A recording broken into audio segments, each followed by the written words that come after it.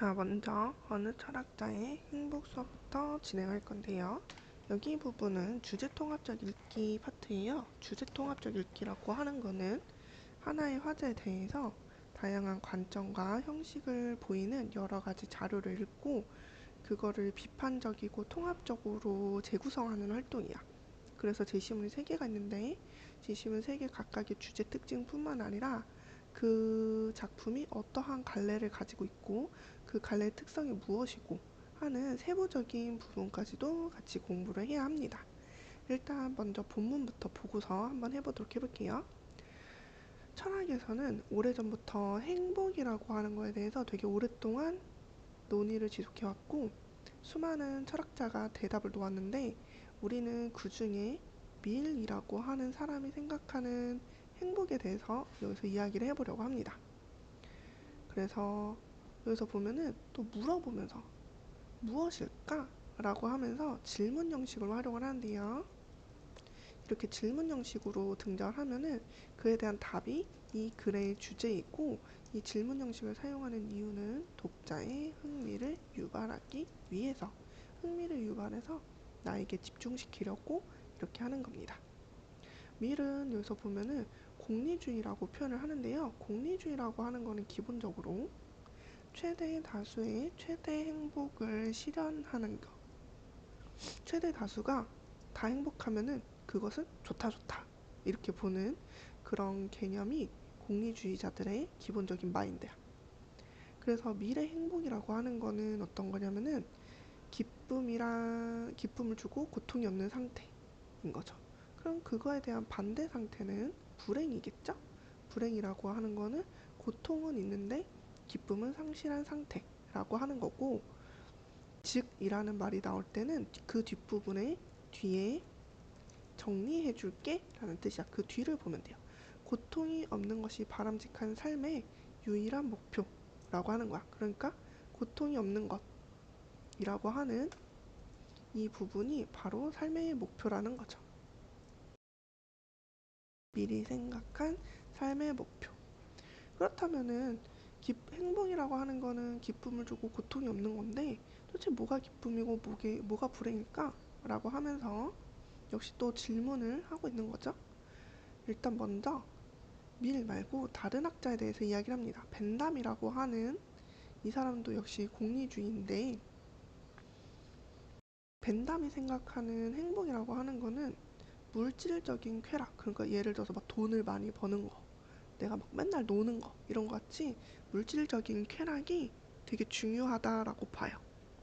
그러나 우리의 글의 주인공인 밀은 그렇게 생각 안 하는 거지.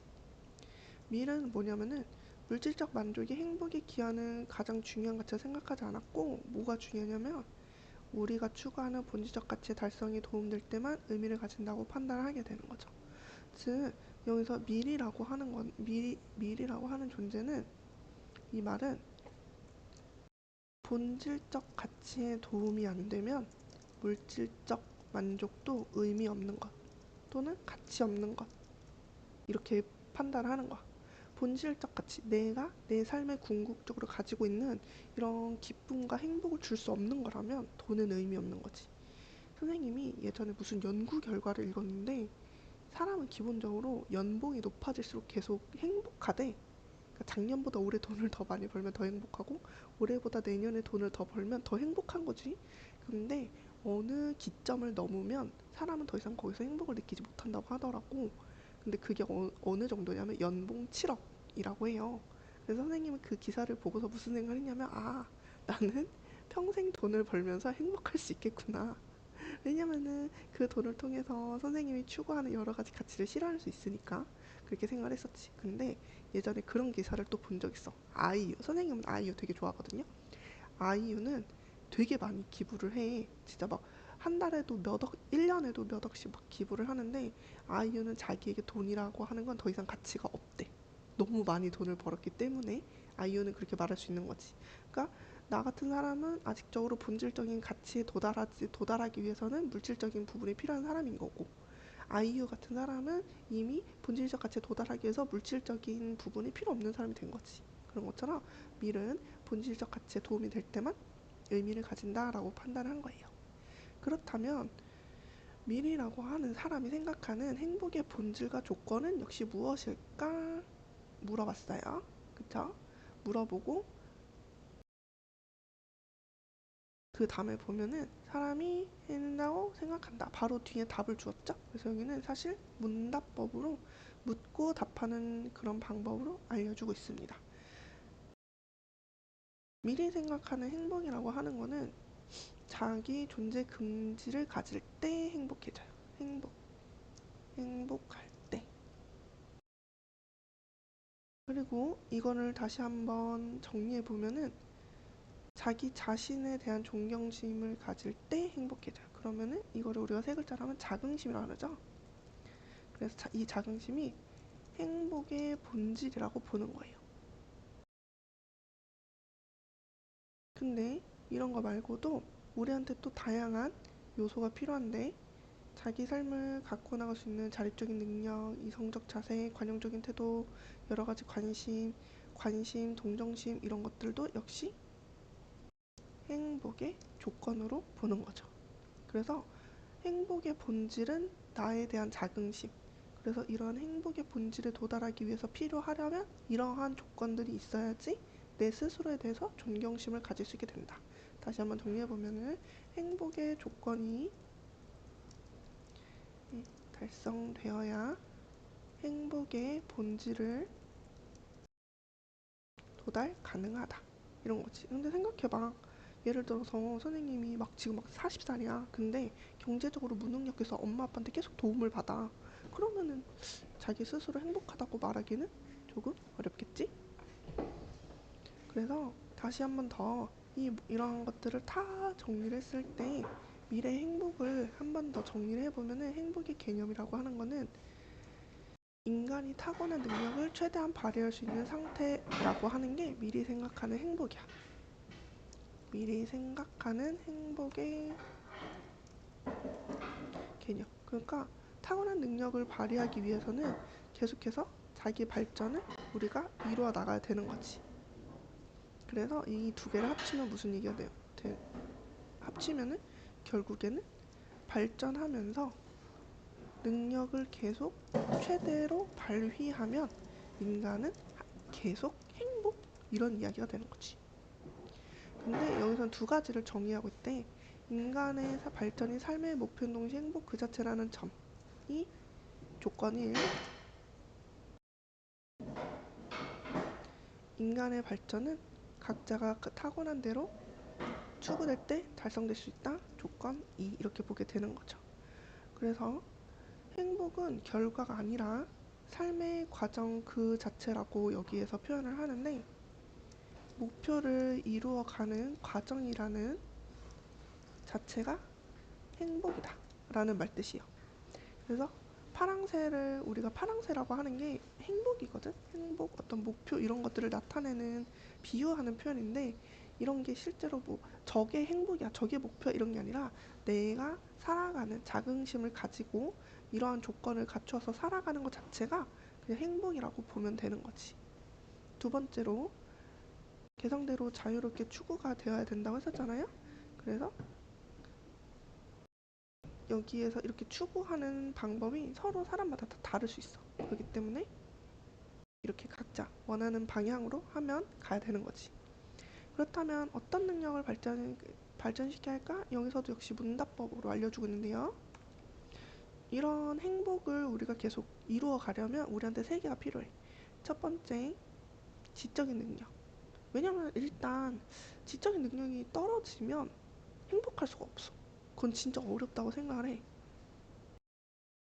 사람이 어느 정도 지식이 갖추어지고 그래야지 무엇이 좋고 나쁜지, 옳고 그른지 이런 가치 판단, 사실 판단 이런 것들이 되니까 지적인 능력이 되게 중요해요.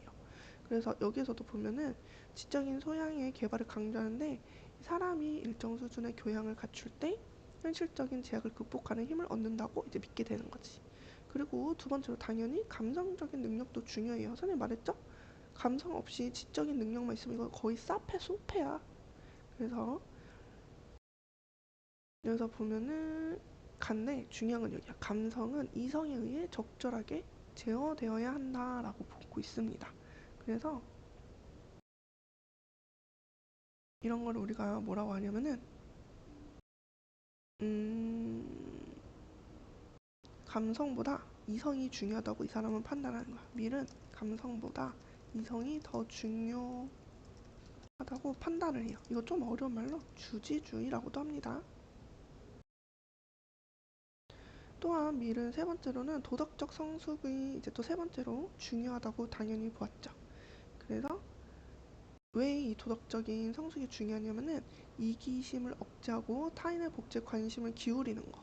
그러니까 나만 행복한 게 아니라 우리 사회가 행복한 거, 다음 세대로 이어지는 행복의 그런 추구, 이런 것들이 중요하다라고 보는 거죠. 즉 이런 것들을 합친 말은 사회성이라고 우리가 말해볼 수 있겠어요. 그래서 행복을 이렇게 느낄 수 있다고 강조하고 있죠. 여기까지 우리는 행복한가에 대해서 한번 정리해 보았는데, 일단 이 글에 대해서 조금 더 세부적으로 정리해 볼게요. 첫 번째로 이 글의 갈래는 설명문입니다. 설명문이라고 하는 건 어떤 사실의 정보를 전달하는 글이기 때문에 객관적이고 명료하게 또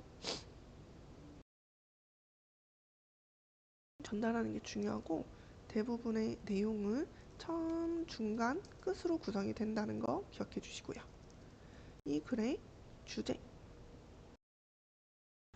행복은 지성, 감성, 도덕적 그런 성숙에서 도덕성이 조화된 상태에서 자신만의 삶을 계획하는 것, 그리고 이 계획을 실현하는 것까지 가 이런 게 행복이다 라고 이야기하는 거였어요. 마지막으로 특징이라고 하는 거 정리해 볼게요. 특징, 행복에 대한 밀의 그런 이론을 체계적으로 제시했다. 두 번째로는 질문을 하고 그에 대한 답을 하며 자문자답 또는 문답법이라고도 하죠. 내용을 전개했다.